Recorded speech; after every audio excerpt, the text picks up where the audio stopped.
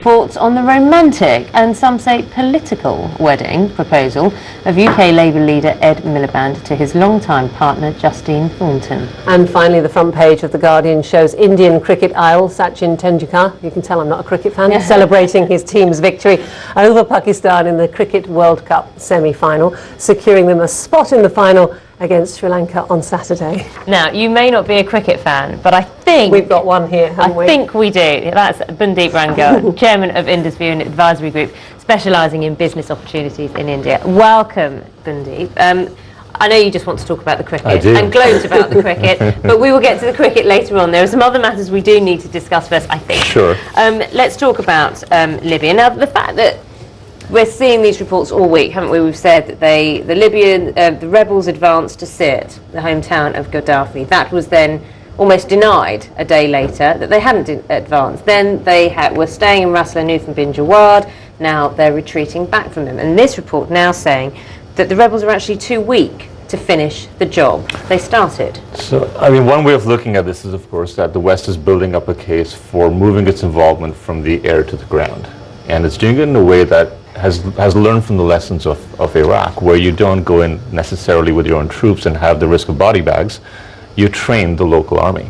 And in this case, it's preparing the groundwork for training of the local ragtag army, which is in desperate need of direction. You could barely call it an army, though, could you? It's civilians who aren't trained, who are trying to stage some uprising, but there's no cohesive body for the Americans to work with. And that's the challenge in this, right? Because there's no cohesive body. There's a recognized alternative government out of Benghazi, but there is no clear ideology. We're not sure if we're arming a rebel movement that might ultimately become more Islamic fundamentalist. You might have the same problem we had with Osama bin Laden, remember, when they fought the Soviets. And if this is something that even has future factionalism, which could lead to even more disarray down the line, if not civil war. So you need, I guess, clear leadership on the ground, and part of what's missing here, of course, is military leadership, because as you can tell from all the TV reports, this is a very ragtag opposition, not concerted military strategy. And it's interesting, isn't it, if we look at the Gulf news as well, that rallying call written by David Cameron, I mean, it's an election speech almost, isn't it? It's a call to arms, it's a call for the international community to do much,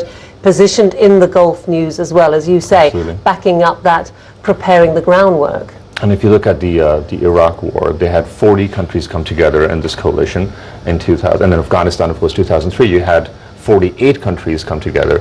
Contrast that with 15 in Libya, and the last time you had so few was probably when the NATO led action against Kosovo in 1999, when you had 19 countries come together. So this is, again, similar, NATO, not worldwide coalition, less than 20 people, countries coming together.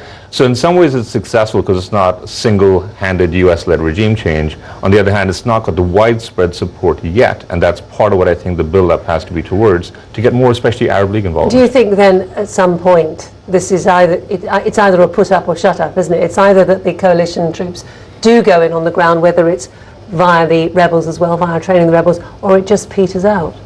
I don't believe they'll let it peter out. I think it's too much of a risk if Gaddafi stays in power that they'll be a sponsor of terrorism against the West. So I think the chances of him staying on longer are limited. And one great signal of that, of course, is the defection of the foreign minister in the last 24 hours in London. How they carry it on, I believe, will be one where they support local rebels and give them air cover, as they've been doing, not necessarily in ground troops. That'll be too risky at a time when too many elections are at stake, and we've seen the past consequences of wrong action there. Are you surprised that from Resolution 1973 and all the concerns about this not being about regime change, it is about regime change? It's clearly about regime change, whether they state it or not. That's definitely the goal. But it's not regime change where they'll go and send a Schwarzkopf-like army like they did in the past. They'll train the local people. Let's talk about the banks. We've got this report, the interim report, coming out April the 11th, so a couple of weeks' time, and I'm sure we'll talk more about it then.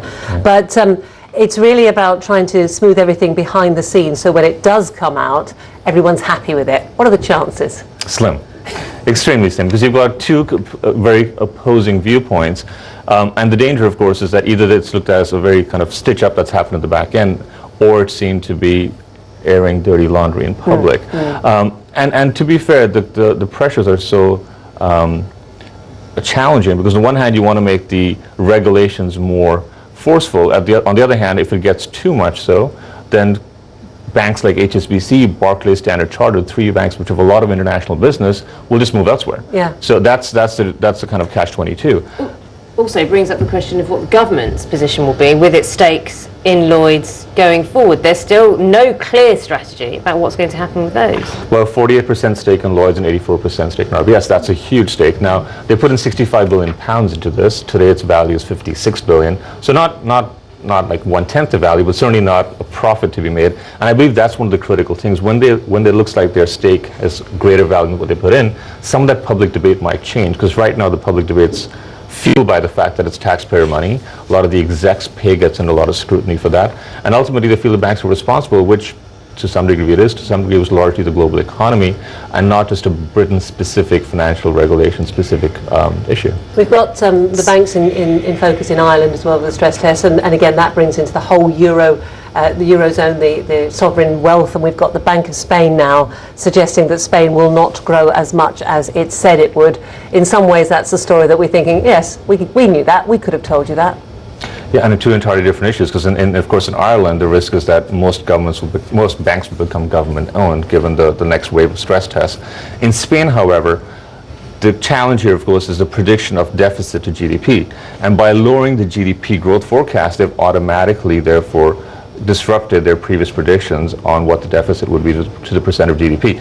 Now, 20% unemployment rate, lack of consumer spending in Spain, no significant industry to pull it out of it. There's no oil there per se to get it out of its current situation.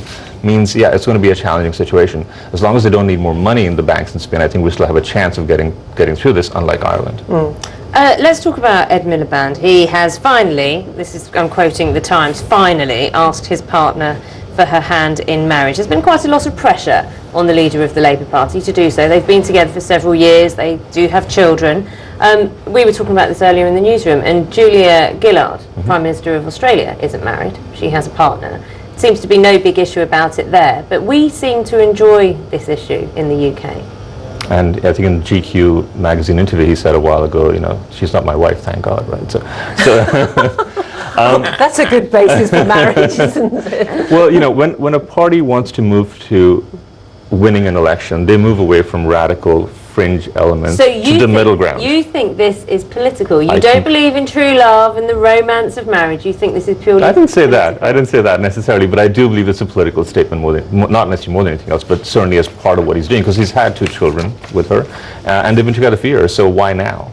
Okay, let's talk about Pakistan. Yes, finally, the best for the last. We get there. Now, you reckon that there's such a thing as working from home and keeping an eye on the cricket? Absolutely, it works really well. I understand how this works. We should try it. We should try it sometime. But it apparently, really well. both Pakistan and India pretty much came to a halt yesterday as production stopped because everyone, and that's how important this match was. As do many of our office spaces, and half of India for that matter. 1 billion people watching this. This has been an incredible game to watch. And the first game that took place between India and Pakistan since the attacks in Mumbai some years ago. So it had a huge political significance, of course, epitomized by the fact that the 2 prime ministers sat next to each other, and what a great outcome. Bundeep. Yeah, what a great outcome. I wonder which side you were supporting. Thanks very much. That's it from us for the moment. From Sally and myself, goodbye. Goodbye.